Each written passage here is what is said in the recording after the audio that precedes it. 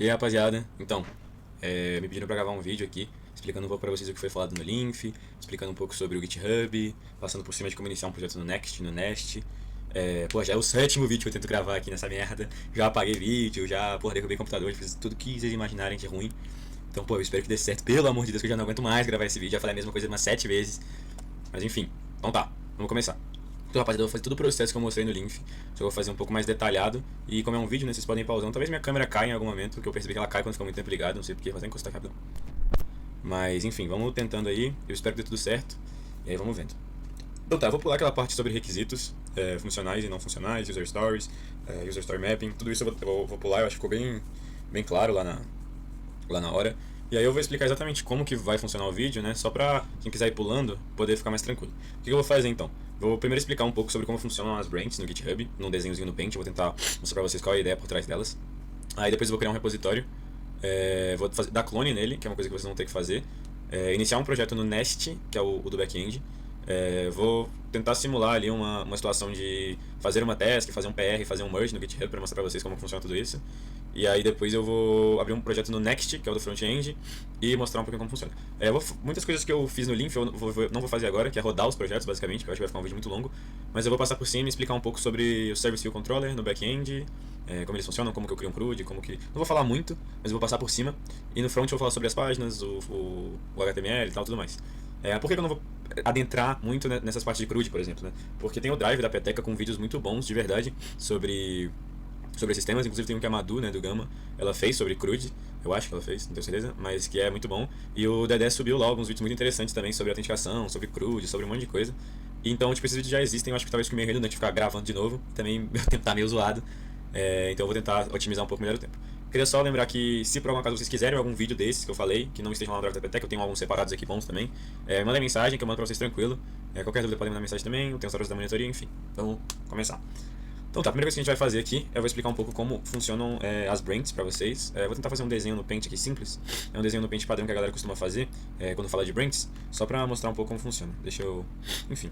Então ó, uma branch basicamente é um workspace no seu código, é um lugar que você pode fazer mudanças sem interferir em outras branches, em outros workspaces. Seriam como se você pudesse ter várias versões do seu código no mesmo momento, né? Então como funciona? Existe uma branch principal, que é onde todas as mudanças de cada membro do grupo, por exemplo, da equipe de desenvolvimento se agrupam, e aí existe essa branch principal, né? Cada commit que eu faço na branch principal é meio que um checkpoint dela, então eu salvei as mudanças que eu fiz em um commit, né? E aí arremessar pra essa bolinha. Então essa aqui é a branch principal, tal, vou commitando, vou criando checkpoints e tudo mais. Eu posso chegar em um ponto que eu tenho que implementar uma feature e eu não quero... e essa feature pode talvez interferir com alguma coisa que eu já fiz e eu não quero quebrar meu código todo, sabe? Porque às vezes tem outra pessoa reutilizando, tem outra pessoa, tipo, usando ali o código e tal.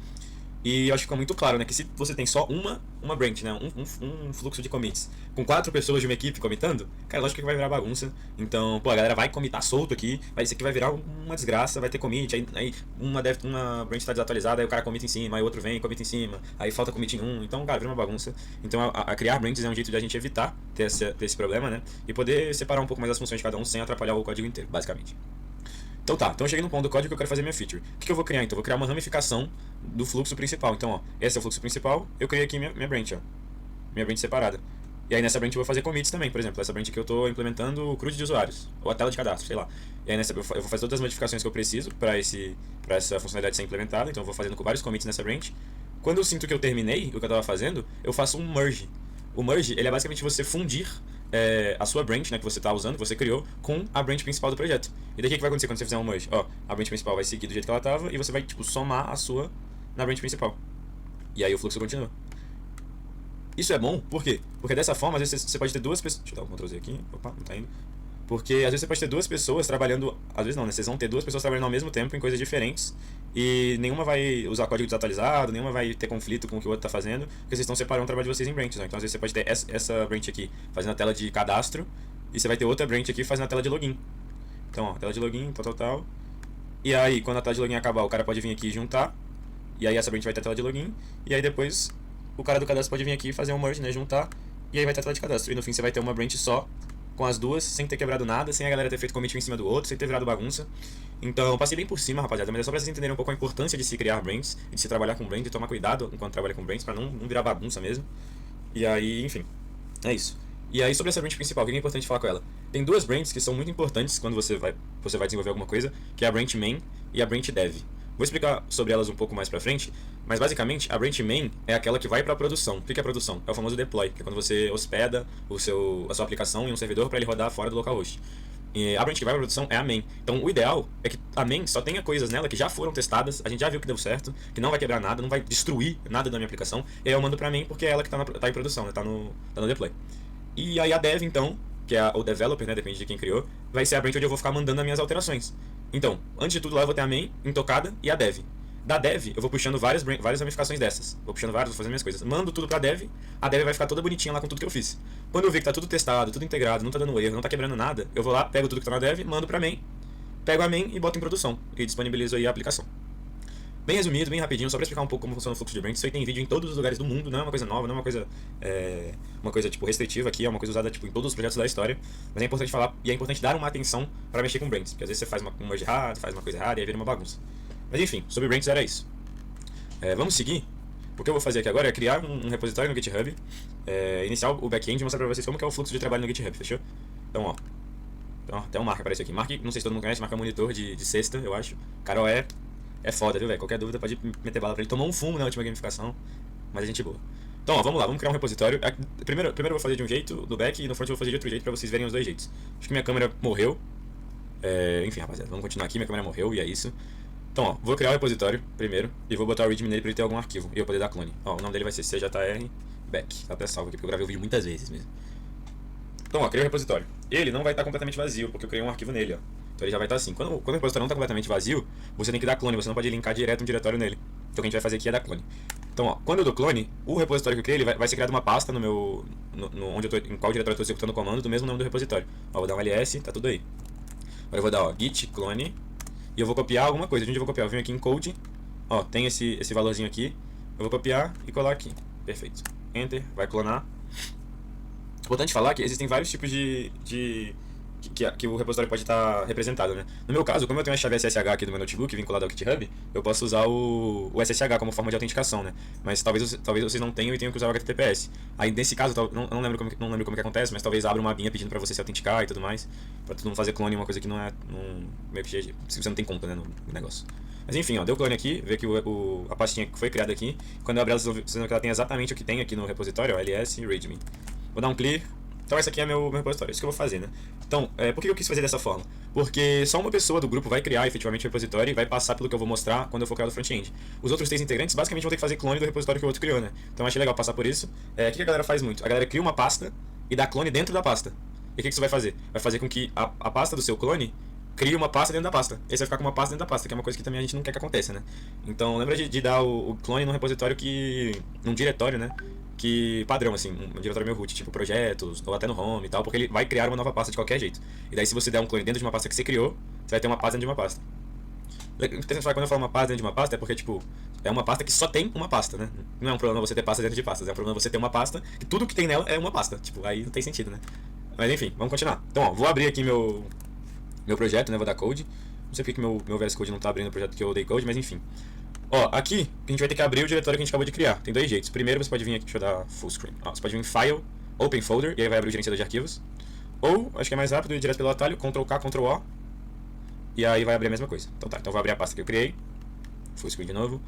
Tá vazia, não tem nada, só tem o readme. Fechou. Como eu vou iniciar um nest aqui, eu não posso ter nenhum arquivo. Eu vou deixar só pra mostrar pra vocês o que acontece. Mas então, vamos iniciar o nest. Mostrei hoje... Travou tudo aqui, calma aí. Mostrei hoje no Linf. O Nest ele é um framework do Node, né? Então a primeira coisa que vocês têm que garantir que está baixado no computador de vocês é um Node.js. Se você usa Linux, cara, a tua vida tá extremamente mais fácil. É um comando, eu acho. É tipo sudo apt install node ou pacman install node, sei lá, não sei. Mas é uma linha de comando. No Windows talvez seja mais difícil, você tem que vir aqui baixar pela interface web e tudo mais, talvez seja mais foda. Mas nada demais também, todo mundo de TI aí, todo mundo vai tirar de letra. Enfim, baixa o Node. O NPM é o gerenciador de pacotes, eu não tenho certeza se ele... Acho que ele baixa junto com o Node ou ele baixa quando você inicializa o Nest ou Next, não tenho certeza. Mas precisa do NPM também porque é o gerenciador de pacotes que a gente vai usar, né? Ele que vai instalar efetivamente as nossas coisas dentro do Nest e do Next. Então, perfeito. Como eu sei qual comando usar para iniciar o Next e o Nest? Esses comandos eles estão todos lá no Notion. Inclusive fui eu que mais ou menos escrevi. Então eu fiz questão de botar lá os comandos certinhos que estão lá. Mas é uma prática boa vocês abrirem a documentação para darem uma olhada em tudo que dá para fazer no framework. Então, abrindo a documentação do Nest, a primeira coisa que eu já encontro aqui são justamente os comandos de instalação e de iniciar o projeto. A primeira coisa que você vai fazer, logicamente, é instalar o cliente do Nest. Importante, isso aqui você tem que ter a permissão de superusuário, né? Então, ó, sudo, bota a tua senha, e aí ele vai baixar bonitinho. Enquanto isso eu vou copiando a outra aqui. Ó, isso aqui é para criar o projeto. Olha, isso aqui é o mesmo sempre, vem aqui, copia e cola, não tem problema você não saber o que está fazendo. Você tem que entender que está criando um projeto só. Não precisa entender exatamente o que cada palavra está fazendo, você sempre vai fazer isso de qualquer forma. Mas basicamente a gente está usando um NPM para instalar o cliente do Nest e depois está usando o que a gente instalou para criar um novo projeto dentro do framework, né? Então, ó, baixou tudo bonitinho aqui. Como que eu verifico se baixou? Nest, version. Apareceu um número porque está funcionando. Rapaziada do Windows. Não sei porque ainda não trocaram para Linux, é uma boa. O Linux é lindo, maravilhoso. Não sei porque eu paguei isso. Mas enfim, caso vocês estejam passando muita fome com essa parada de terminal e de comandos, você tem a opção de usar o Git Bash no terminal do seu VS Code, que eu acho que é mais fácil, porque ele suporta alguns comandos Linux. Como vocês fazem isso? Quando vocês abrirem o terminal, vocês vêm aqui no mais e vem nessa setinha. Com essa setinha vocês podem abrir diferentes tipos de terminais que tem instalados no seu sistema. Então, no meu caso, eu posso abrir o Bash, posso abrir o Zash, ou posso abrir o JavaScript Debug Terminal. Se você está no Windows, provavelmente isso aqui vai estar aparecendo tipo CMD, PowerShell, e se você tiver o Git baixado, o Git Bash, né, vai aparecer Git Bash. E aí, abrindo o terminal como Git Bash, você pode executar os comandos do Linux tranquilamente. Eu acho que não tenho certeza se todos, mas uma grande parte. E aí talvez fique mais fácil para você usar esses comandos do Nest e tudo mais. Não sei, faz realmente muito tempo que eu não mexo com Windows para codar, então eu tô meio defasado aí no que fazer no Windows. Mas enfim, com certeza tem um jeito. Aí deve ter alguém que sabe. Enfim, continuando. Eu já instalei tudo certinho, verifiquei a instalação, né? Aqui bonitinho. Vou efetivamente iniciar o meu projeto. Então, ó, copiar aqui o que eu colei, colar o que eu copiei aquela hora. Nest New Project. Esse project name é o nome do meu projeto, né? Tipo, eu bati muito nessa tecla no Linf. Se eu botar um nome aqui, o que ele vai fazer? Ó, ele vai criar uma pasta, uma pasta com Nest dentro da minha pasta raiz. Eu acho que pra o PT, isso aqui não é a melhor forma de ser feito, porque você vai ficar com uma pasta dentro de uma pasta daquele jeito lá que eu tava falando, uma pasta só com uma pasta. Eu acho que perde um pouco do sentido. E pensando no deploy, não é uma obrigação fazer deploy, óbvio que a gente gostaria que muita gente tentasse fazer, porque é uma experiência legal de PT. E acaba que é uma coisa que você vai ter que fazer algum dia na sua vida, se você seguir pelo WebDev. O deploy fica um pouco mais chato se você tiver uma pasta dentro de uma pasta. Porque você não pode só jogar a branch lá de uma vez, você tem que jogar a branch e a pasta. E aí é meio foda, dá uns errinhos. Então vamos tentar optar por aqui em tentar sempre iniciar as coisas dentro do diretório raiz do teu projeto. Como que tu faz isso? Em vez de você colocar um nome aqui, você bota ponto. Então, ó, nest new ponto. O que ele vai fazer? Vai dar erro agora. Por que ele vai dar erro? Porque o meu diretório tem que estar vazio. E não tá vazio, ele tem um readme aqui. Então eu posso vir aqui, apagar o readme, dar clear e iniciar de novo. Lembrando que isso aqui, uma pessoa só da equipe vai fazer, rapaziada. Não é todo mundo que vai iniciar o Nest, não é todo mundo que vai iniciar o Next. Uma pessoa vai iniciar e vai commitar, e aí GG. Entendeu? Antes de iniciar, eu vou fazer uma coisa. Vocês estão vendo que meu diretório tá vazio, né? Ou seja, ele tá exatamente, não tá exatamente como eu apaguei a coisa, né? Mas ele estaria exatamente igual ao que tá aqui no GitHub. Igual eu falei, vamos tentar evitar de mexer muito na main nesse início, não vamos deixar a main meio parada por enquanto. Então antes de iniciar o Nest, que é uma coisa que vai gerar muito arquivo no meu diretório, eu vou sair da branch main e ir pra branch dev, porque é onde eu posso mexer à vontade lá e não vai interferir nada na main. Como é que eu faço isso? Git checkout -b e o nome da branch que eu quero. O que é isso? O git checkout ele é o comando para você caminhar entre branches, né? Então para você mudar de branches. O "-b ele cria uma nova branch. Então se eu dou checkout -b, eu mudo de branch criando uma branch, entendeu? Então tipo a dev não existe, eu vou dar checkout -b, eu vou criar a dev e já vou entrar nela. Ó, vocês vão ver que até o nomezinho aqui vai mudar, ó. Ó, git dev, switch it to a new branch dev. Então eu mudei de branch e já criei ela. O que é legal falar daqui? Deixa eu fazer esse commit aqui só pra...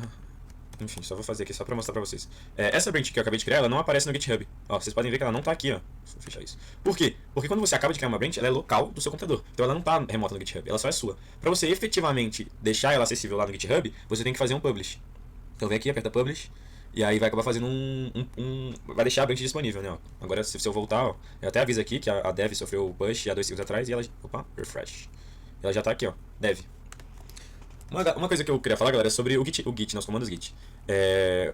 Não é o único jeito você fazer por aqui, pela abinha do VS Code.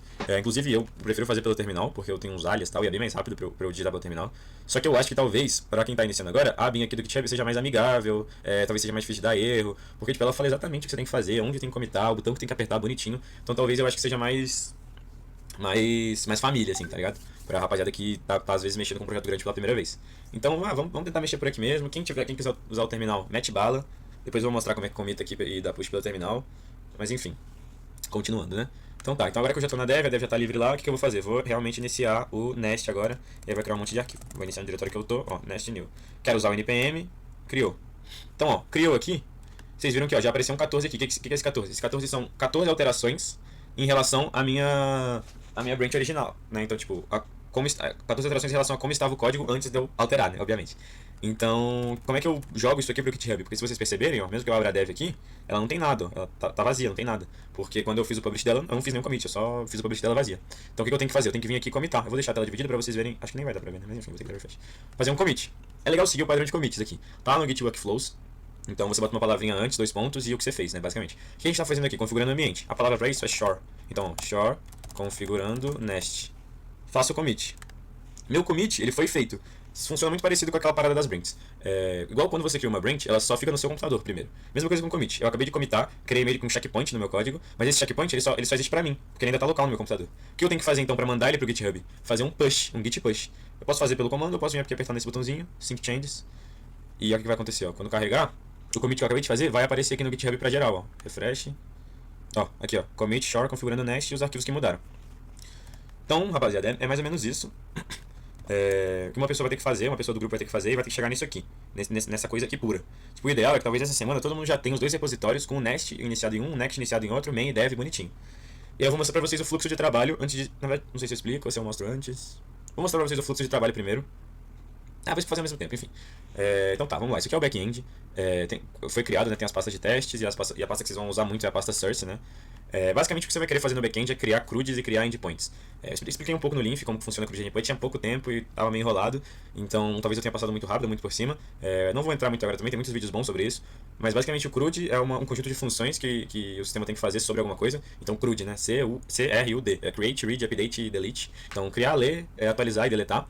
Então quando eu falo sobre CRUD de usuários, eu estou falando para você criar as funções que vão criar usuários, ler, né, ou listar os usuários, atualizar as informações dos usuários ou deletar usuários. Então isso é o CRUD.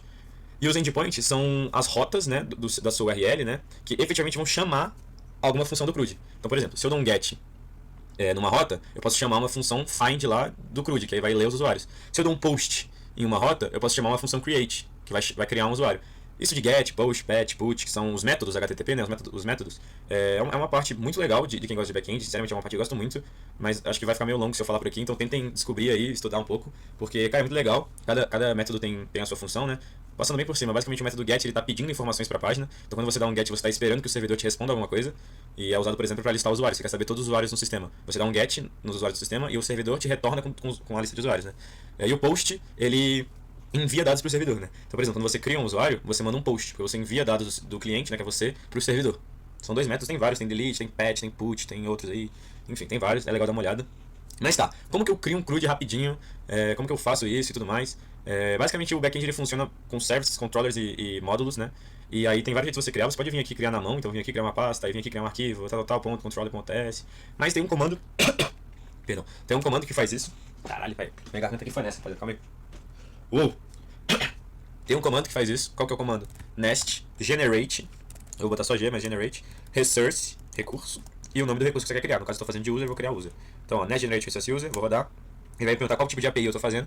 Aqui a gente está trabalhando com APIs do tipo REST. Então, seleciona REST. Tá perguntando se eu quero os esqueletos do CRUD, né, os entry points. Eu quero. Vai criar, ó, vai ver que tem uma pastinha aqui. Uma pastinha aqui com tudo. O que é importante aqui? Esses arquivos de spec são arquivos de testes unitários. A gente não está usando testes unitários e testes no geral, né? A gente não está usando eles, então pode dar delete neles, a gente não vai usar neles por aqui. É legal se você quer dar uma olhada depois do que eles fazem, eu não preciso agora. O que importa pra gente aqui? O service, o controller, o módulo, a entidade e os DTOs. Falei bem por cima no Linf hoje, vou explicar de novo rapidinho como que funciona. No service a gente define como, a gente define a função, né? O que a função vai fazer. Então, por exemplo, create, nesse caso aqui, vai retornar uma palavra. Find all vai retornar não sei o que. Find one vai retornar outra coisa. Então aqui a gente está definindo as funções. Quando você for efetivamente fazer o CRUD, você vai vir aqui e vai substituir esse bloco aqui pelo código que criaria um usuário. Você vai vir aqui e substituir esse código aqui pelo código que retornaria todos os usuários e assim por diante. Então service define as funções. Controller, você vai vincular a chamada de uma função do service com um endpoint. Então, por exemplo, se eu der um post no endpoint user, barra user, no final barra user, o que eu vou fazer? Eu vou executar isso aqui, ó, return this user service.create. User service.create é a função create definindo o user service. Então eu vou executar isso aqui. Então é isso que o controller faz. Ele linka uma função a um endpoint, basicamente, né? Ele faz um endpoint conseguir chamar uma função. O que é importante aqui? Entidade. A entidade é basicamente a struct do teu elemento ali. Então, por exemplo, o user, o que ele tem que ter? Ele tem que ter name, e é do tipo string. Ele tem que ter, sei lá, idade, que é do tipo number. Então aqui eu vou botando o que o meu elemento deve ter. Realmente como se fosse como uma struct pra quem viu C, né? Talvez mais ou menos como uma classe. Mas só com atributos, né, e tudo mais. Enfim, foi uma comparação meio longe, mas só pra galera pegar às vezes. Então isso que é a entidade, ela define o formato, né, o molde ali do teu elemento. E o que são os DTOs? Os DTOs significa Data to Object, né? E basicamente o DTO ele define o que você tem que mandar em uma requisição para ela poder ser aceita. Então, por exemplo, quando eu vou criar um usuário, o meu usuário ele tem que ter nome, tem que ter idade e tem que ter data de nascimento.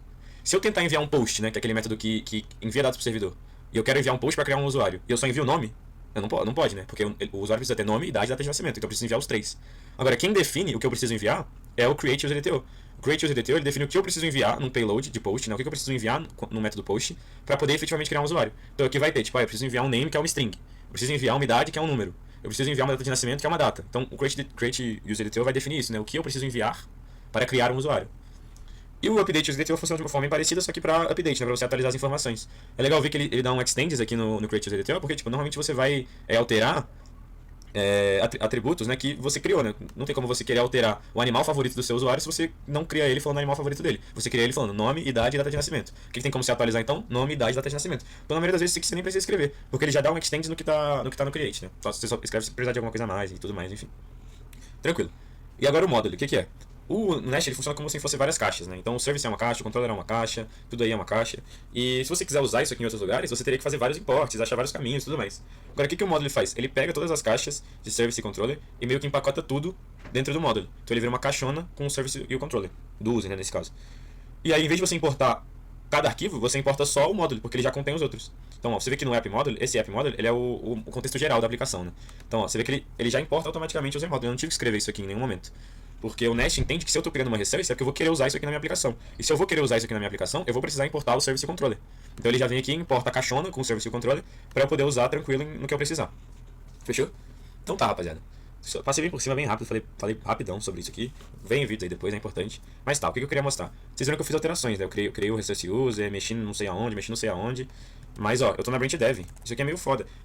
Não é uma boa prática você fazer alterações direto na branch dev.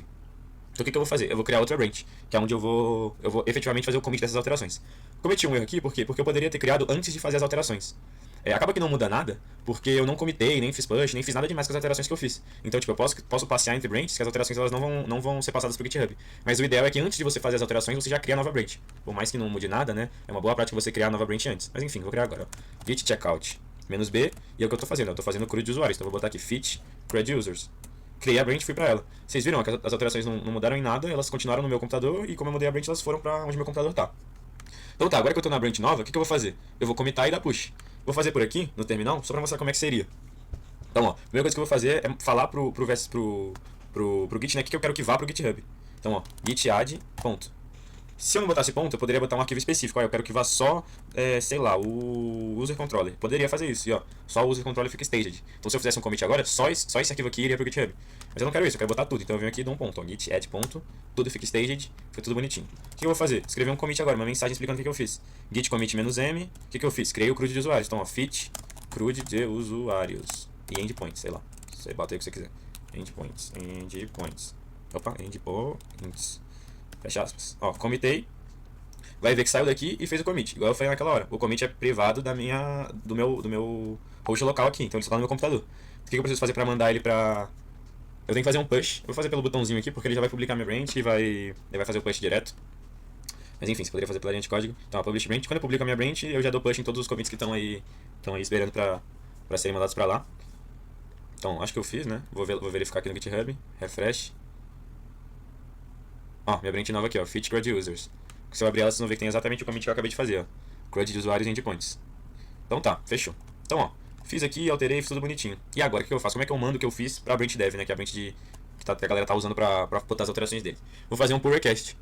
Um pull request é basicamente um pedido que você faz para ver se a sua branch tá suave para mandar pra branch dev, pra branch padrão do projeto. Por que você tem que fazer esse pedido? Porque, tipo, às vezes você faz o código sozinho e ele fica meio enviesado. Então você às vezes não enxerga um erro, não enxerga que vai quebrar alguma coisa, às vezes você fizer alguma coisa errada. Então é importante você ter algumas opiniões sem ser a sua para verificar se tá tudo certo. Mais ou menos para isso que serve o pull request. Além de também, se você mandasse isso aqui direto, tem o perigo de outra pessoa, às vezes, usar uma branch desatualizada e tudo mais. E a gente quer evitar isso ao máximo, né? Tipo, usar a branch dev desatualizada. Enfim, vamos fazer pull request. Compare pull request. Aí, ó. Isso aqui é importante. Pra onde eu tô mandando? Eu não quero mandar pra main, porque a main eu quero que ela fique suave até eu ter uma coisinha boa ali pronta pra eu mandar pra produção. Então eu vou mandar ela pra dev. Então, ó, atenção aqui com a base de onde você tá mandando a branch, porque isso aqui tem que ser dev. Então, ó, vou mudar. Base dev. Pode botar qualquer nome. o nome do PR, né? Pode falar, tô mandando pra dev, sei lá, fiz o CRUD de usuário, não sei. Na descrição, tenta colocar o que você fez, gente. Bota aí, tipo, fiz o CRUD de usuários, fiz o endpoint, tal. Enfim, e é isso. E aí pode criar o pull request. Então tá, criei o pull request. O que vai acontecer? Ele vai aparecer nessa abinha aqui, ó, pull requests. Calma aí. Ué, não tá aparecendo, mas tá um. Aí, apareceu. Então, ó, o que você vai fazer? Fez o pull request, vai chegar lá no teu Slack. É importante fazer isso no Slack pra galera da peteca também ver o que vocês estão querendo. Mas aí você vai lá e vai mandar assim: ó, rapaziada, fiz o PR com tal alteração, fiz o CRUD de usuários lá. Tem como alguém dar uma revisada pra mim? E aí tem uma amiguinha vai falar: porra, claro. E aí o cara vai vir aqui, abrir teu PR, vai aqui em Files Changed. Então, ó, vai ver o que tu fez, ó, porra, o Felipe aqui. Na real, antes ele vai ler a descrição, né? Então escreva uma descrição. Ele vai ler aqui, ó, fiz o CRUD. Fala, pô, Felipe fez o CRUD, ó, ele é bom. Aí vai ver os arquivos que você mudou. Falei, pô, parece tudo certo, parece que não vai quebrar nada, pô, apagou umas coisas aqui, sei lá, acho que tá suave. Vai vir aqui em Review, Submit Review, e vai aprovar a PR do cara. No que você aprovar, eu não tô conseguindo porque eu tô sozinho aqui no meu repositório, né? Mas no de vocês vai dar. Só é aprovar aqui o PR do cara. No que você aprovar, você vai liberar aqui e fazer o merge. E aí depois você vem aqui e efetivamente faz o merge, porque já tá aprovado, a galera já viu que não vai dar problema. Então, ó, vem aqui e faz o merge. Eu tenho um padrão pra escrever. Eu gosto sempre de escrever assim, ó. Merge, 2 pontos. E aí a branch, eu venho aqui e copio, né? A branch que eu tô fazendo merge. E eu boto o hashtag do pull request, pra galera abrir o pull request se precisar. Depois eu vou botar a descrição aqui não, porque eu já tenho a descrição do PR. E aí você vai lá e faz o merge. Quando você fizer, o que vai acontecer? Ele vai jogar a tua branch na branch base que você mandou, né? Nesse caso a dev. Então ele vai falar, tipo, fiz o pull request, tudo certo, fiz o merge, tudo certo. E aí fechei o pull request. Então ele vai sair daqui quando eu sair dessa tela. E aí fala, tipo, as informações da sua branch já estão em merge, pode deletar, tranquilo. E aí eu posso vir aqui e deletar, né? Pra não ficar também cheio de branch lá no meu projeto. E aí vocês podem ver que quando eu voltar aqui pra dev, que foi onde eu joguei, ó, já tá falando que ela foi puxada aqui. Quando eu voltei, ó, o último commit é justamente o merge, e o antes do merge vai ser, ó, o commit que eu fiz na branch que eu tava.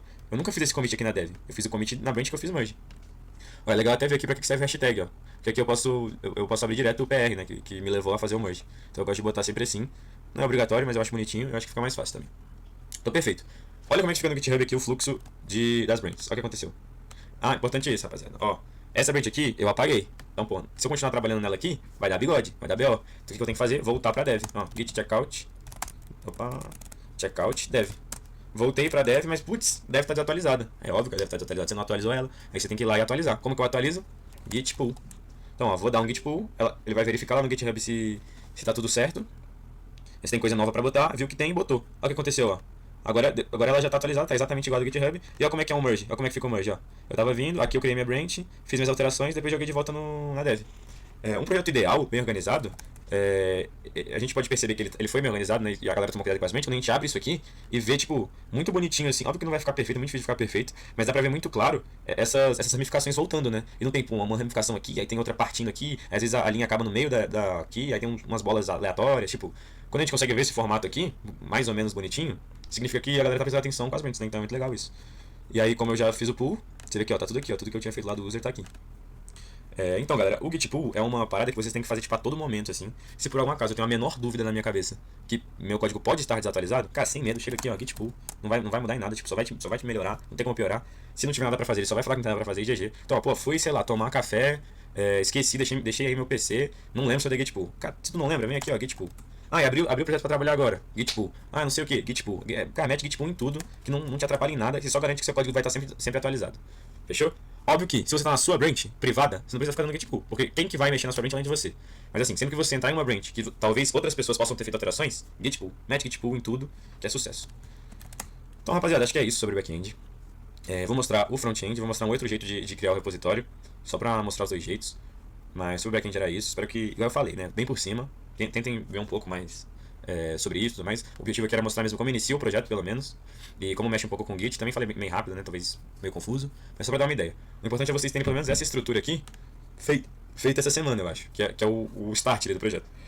Mas enfim, vamos para o que era mesmo? Tá, o front. Então vou fechar isso aqui, vou criar outra pasta. Agora eu vou fazer diferente. No back eu criei o repositório e aí eu fiz o clone, né? Fiz o clone no meu computador. Agora eu vou fazer diferente, eu vou criar a pasta no meu computador, vou encher a pasta de coisa e depois eu vou vincular ela a um repositório. Então, ó, o que eu vou fazer? mkdir cjr front, ó, ls, ela já tá aparecendo aqui, cjr front aqui, ó. Vou dar um code para abrir o VS Code, fechar isso aqui.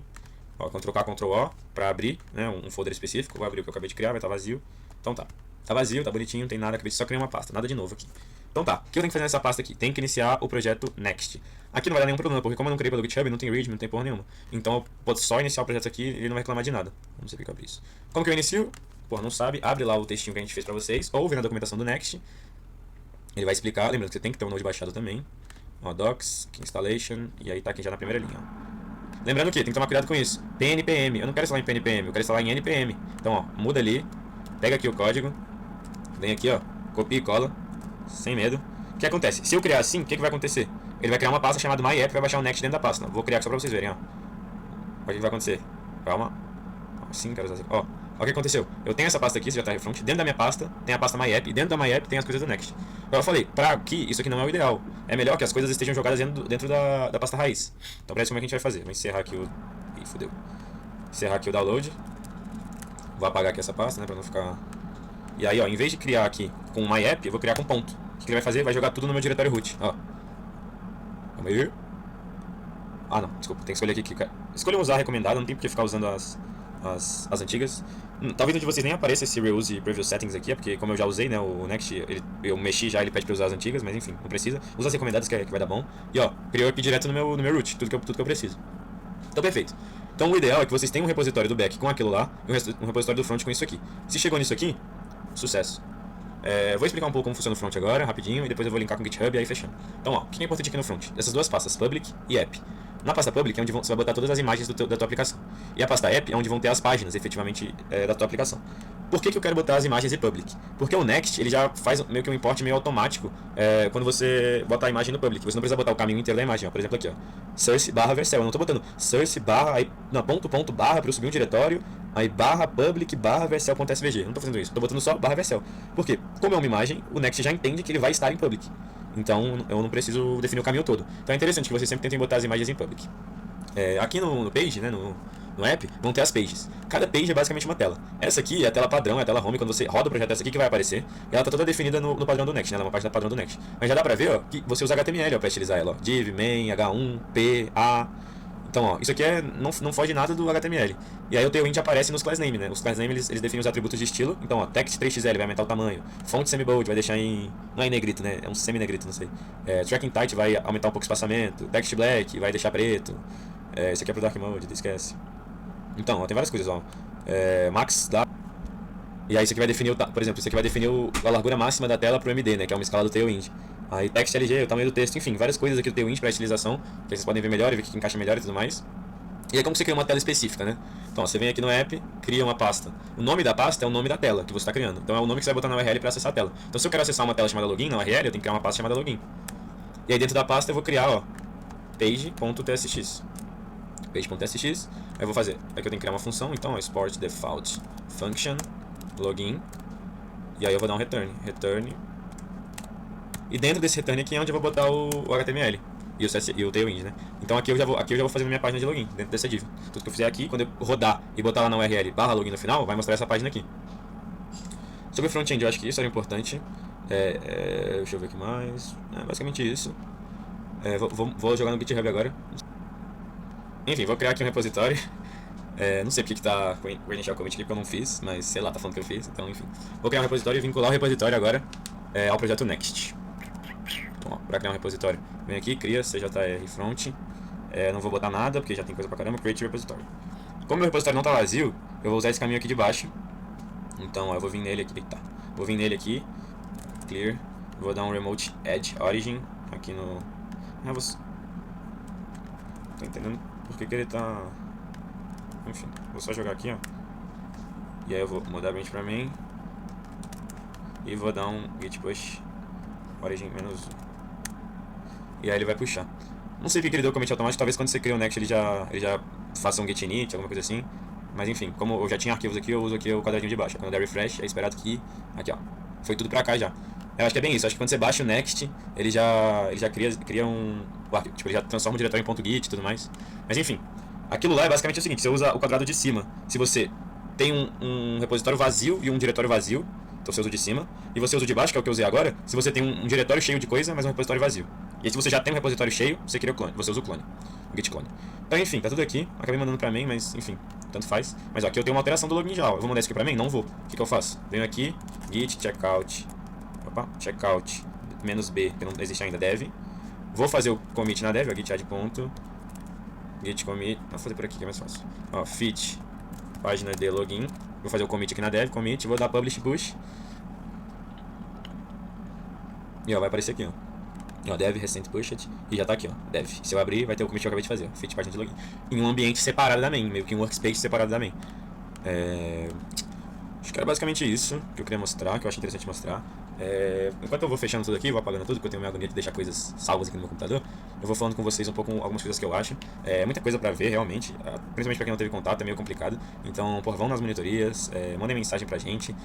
Todos da Peteca estão muito dispostos a ajudar vocês, né? Eu vou falar, tipo, especialmente de mim, do Mark e do Dedé, porque a gente tá como monitores, então a gente tem um horário literalmente dedicado pra isso, e sempre tá muito disposto a ajudar vocês no que precisar. Tipo, cara, o Marco e o Dedé são fodas. Por mais que tenham tomado um fumo aí na gamificação do ano passado, do nosso semestre, pô, os caras sabem muita coisa, tenho certeza que eles vão te ajudar muito, inclusive talvez até mais que eu. Então, pô, não hesitem em mandar mensagem pra ninguém, pra realmente tentar fazer tudo bonitinho e tal, é importante. O que eu queria finalizar é o seguinte, rapaziada, não fiquem muito tempo tentando aprender tudo sobre a tecnologia antes de começar a fazer o projeto, pô. Tentem aprender fazendo e tal, senão vocês vão perder muito tempo. E vocês não têm isso, né? Vocês não têm tanto tempo, é muita coisa pra fazer, atividade de núcleo, não sei o que eu abri isso. Atividade de núcleo, atividade de coordenador, de capacitação, coisa pra caralho. Então, pô, não perde muito tempo lendo tudo que tem pra ler sobre tal tecnologia. Cara, mete a mão lá no código, faz as coisas, vai aprendendo fazendo tal, procura documentação, IA, monitor, a porra toda. E é isso, velho. Sucesso aí, obrigado aí. Quem ficou até o final aí, parabéns. Falei muito, eu acho, falei muitas coisas confusas. Enfim, espero que tenha ajudado vocês o vídeo aí. Qualquer coisa, pode mandar mensagem.